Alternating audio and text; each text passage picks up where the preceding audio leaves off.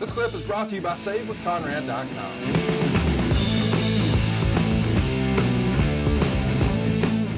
To do some indie appearances. He's going to spend some time with his old pal Jim Cornette and Smoky Mountain. And then he gets an offer to go back to the WWF. This is from Terry's book. I was actually supposed to work in the WWF in late 93. They called me about becoming head booker. They were doing their big Survivor Series show in Boston, and they wanted me to wear some silly outfit with a blue mask to be one of Jerry Lawler's knights, taking on Bret Hart and three of his brothers in a big tag match. Their plan was Bret was going to beat me, then take my mask off and put his finishing hold on the sharpshooter and beat me again. After that, they said I would become the creative head of the company, replacing Pat Patterson, my old friend. Patterson had gone from being Ray Stevens' tag partner to being the WWF's booker, but Pat was looking to step down and take it a little easier. I guess we should mention he wakes up the morning of Survivor Series and leaves a note for Vince that says, "My horse is sick. I think he's dying. I'll see you later."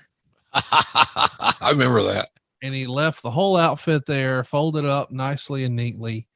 Thanks, but no thanks. He didn't want to get beat not once, but twice on TV after he had all this, I guess we should say, brand equity built for himself.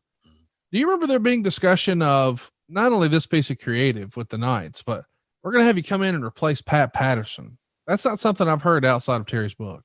I remember the match. Yeah. Lawler's Knights versus Bret and company. I remember that well. I think that was in the Boston Garden. That's right. Because I dressed with Monsoon and Heenan, which is a sitcom in itself. God damn, we should have had a hidden camera there. It was just hilarious. I was so blessed to be around those two men. They were so good to me. I think that's what motivates me to try to play it forward a little bit. And in the last 6 months or a year, I've become a little bit more accustomed to that. And I like it. I like that role. But I never heard the story about Terry coming in and taking over the book. Okay.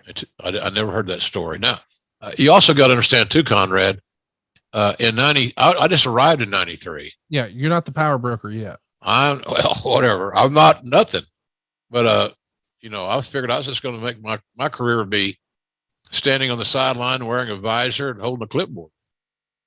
Because I got Tom Brady in there playing quarterback. They weren't going to use me. Didn't need me. Yeah. But there were enough shows to go around that I would always have plenty of work.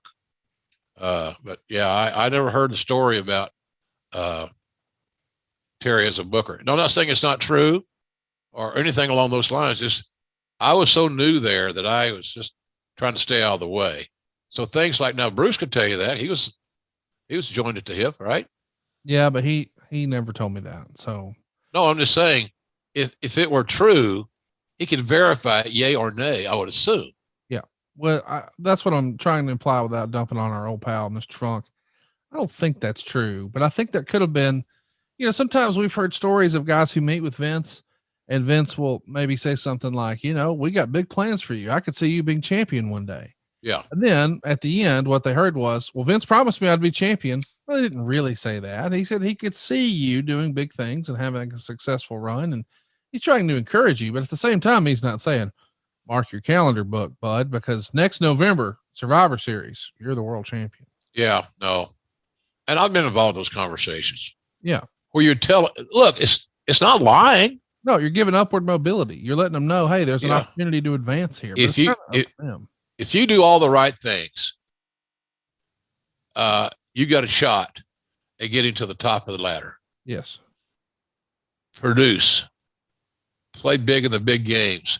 Don't be a pain in the ass. Be reliable. And if you're reliable enough in pro wrestling, Conrad, you might just get your push.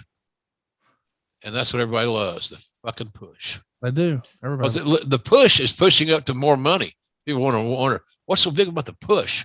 The push should take you upwardly mobile, as you mentioned. Nice word. And to make, to make more money. Yeah. Because at the end of the day, it's all it's about. Yep.